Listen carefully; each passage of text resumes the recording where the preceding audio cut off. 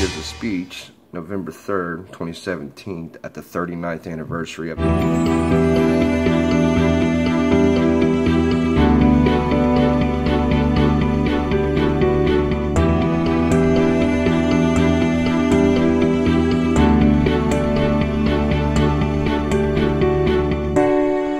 Independence in Dominica. Listen very carefully, because it sounds like what he's saying is the same thing that we're dealing with here in the States with the silent warfare and stuff. So listen very carefully.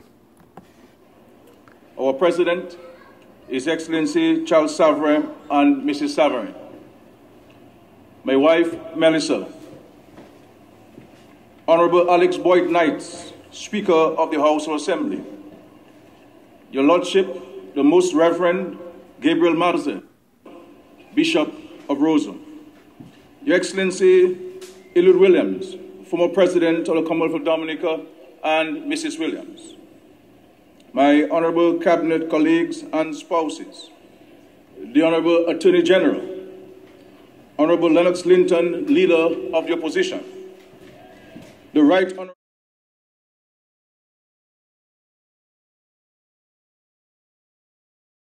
Honorable Baroness Patricia Scotland, the Secretary General of the Commonwealth, Your Excellencies, the members of the Diplomatic and Consular Corps, and other visiting dignitaries and spouses, Your Worship, Mayor Irene John, Chairman of the various commissions, His Excellency Steve Farrell, Secretary to the Cabinet, and Mrs. Farrell, Mr. Daniel Carbon, the Chief of Police, permanent secretaries and spouses, representatives of international and regional organizations, regional forces, Pastor Allington Wilson of the Dominican Association of Evangelical Churches, Pastor Ernest Pending of the Seventh-day Adventist Church, Reverend Dr. Novel Josiah of the Methodist Church, members of the media, distinguished guests, visiting Dominicans, ladies and gentlemen, friends all, good morning.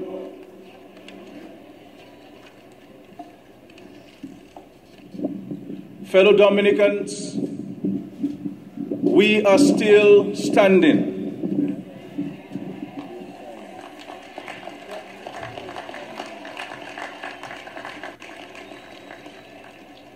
A sea of weeping crashed through our defenses, yet we are still standing.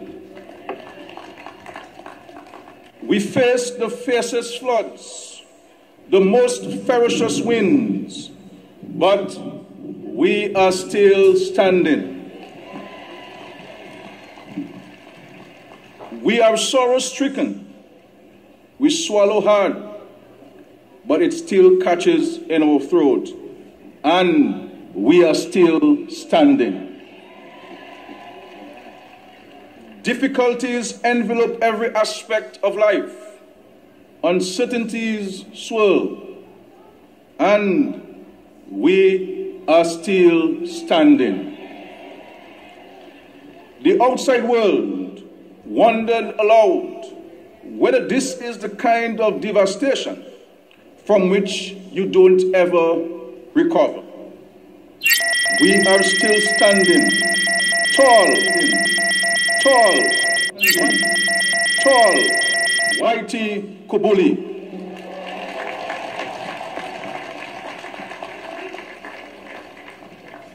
We, the children of Dominica, have shown the world that disaster is finite, but hope is infinite.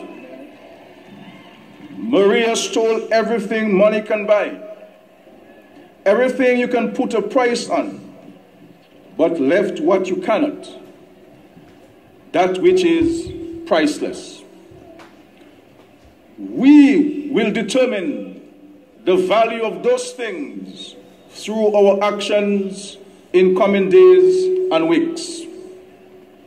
Fellow Dominicans, a moment comes, but really in history, when a nation's soul is revealed.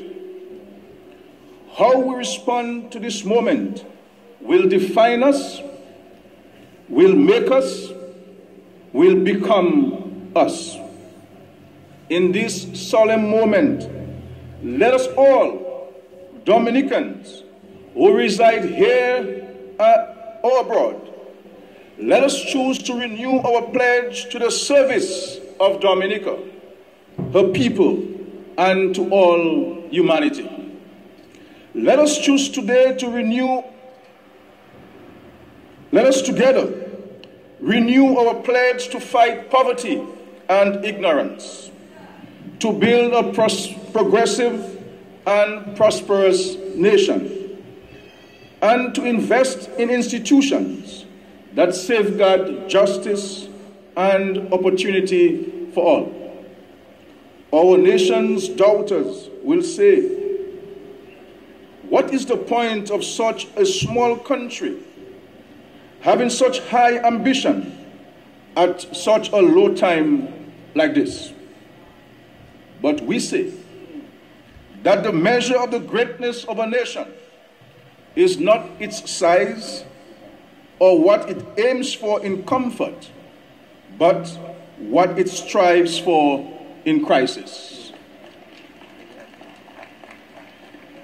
When, on the morning of September 19th, I walked from Mount Daniel to Santa Roma, passed through Goodwill and around Rosa, I witnessed total destruction. I saw corrugated iron mangled and tossed aside with everything else, as if we had been ransacked by a giant burglar. I sensed uncertainty spiraling.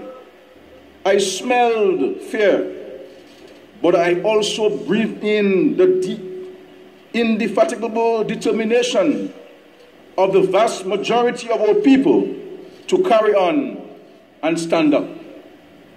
When faced with grave danger, humans have evolved an instinct to fight or flee. We chose to fight. We chose to rise as a people, my dear brothers and sisters. Those who may first have fled will return to join the fight as they did after David and Erica. Sometimes it takes a crisis to remind everyone of the importance of our journey. Remember, you only see the stars at the darkest hour. So today, ladies and gentlemen, friends, on this our Independence Day, Dominica stands forth on the edge of a great triumph to come. On the edge of a triumph, not just for Dominica, but for the world. The disaster visited upon us has shown in so many ways how we're not an island unto ourselves. We are not an isolated fragment of humanity floating in the Caribbean Sea. Humanity is tightly knit. The industrialization of others warmed the seas and brought hell and fury down upon us. But we will not be helpless victims of this world. Humanity's development has shaped ours, and our response must help to shape humanity's course. It will be a measure of the maturity of our independence, of its meaningfulness, if we're brave enough and wise enough to accept that the challenge of our time is global warming and climate change. We must, therefore, grasp the opportunity to make a difference to the world, to shine a light onto the right path for our planet. We do not lightly choose to rebuild better or to build the first climate resilient nation in the Anthropocene. The message has found us. We understand the task. We shall rebuild so as to bring a new hope into being for humanity. We must, we will. Our tryst with humanity's destiny is not a chance thing.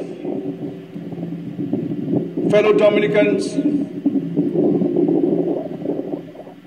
our commitment to the preservation and nourishment of our natural environment is second to none on this planet. Who better to restore the rainforest, protect the seas, and to know intimately with what ferocity we need to build against? We have set our plans to you, the people. We have divided the task into immediate relief, economic recovery, and climate resilient rebuilding. Having a plan has allowed us to galvanize the support and assistance of the international community. The task is formidable. We have lost an estimated 200% of our GDP, and our goal is to rebuild better, not just to replace what was lost. We must use the opportunity to move quickly to 100% resilient and renewable energy. We must rebuild almost all our schools and clinics in a smart, climate resilient way. We must build new roads, bridges, and put in place slope interventions. We must coordinate our rebuilding so that our cables run underground alongside this new infrastructure. We must renew Roseau, its sea and river defenses. We must support the building of 5,000 new homes for our people. We must reorient our agriculture to ensure food security for us and those dependent on us. And more, we will establish the Climate Resilient Execution Agency of Dominica, a new institution to support the rapid implementation of our plans once they are funded. And following visits to Washington, New York, London, and Brussels, over the last few weeks, over 50% of our funding is coming together.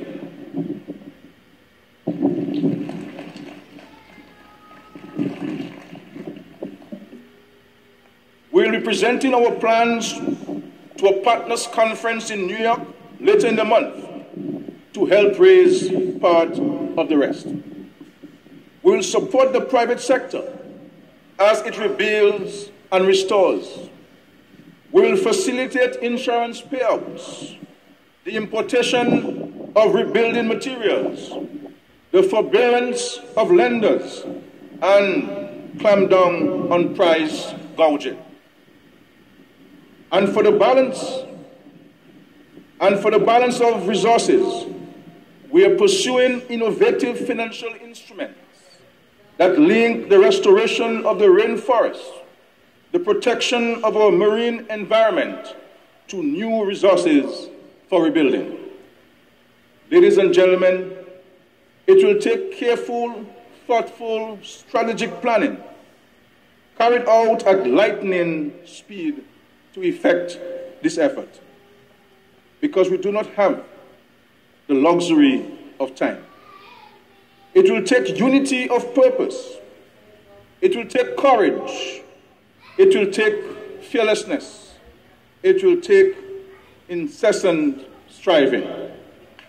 It will take every Dominican to join the fight, to feel its fierce urgency. It will also require a resoluteness of character. This is no time for ill will, no time for petty and destructive criticism. We must be indivisible as a people if we are to survive and rebuild our country. We must have a high indifference to those who want to pull us down to the low level, to distract us with childish nuisances. As a great man said, no nation can be great whose people are narrow in thought and action.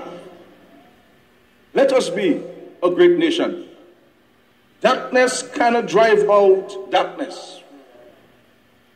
Fellow Dominicans, here and abroad, the time has come to redeem our past pledges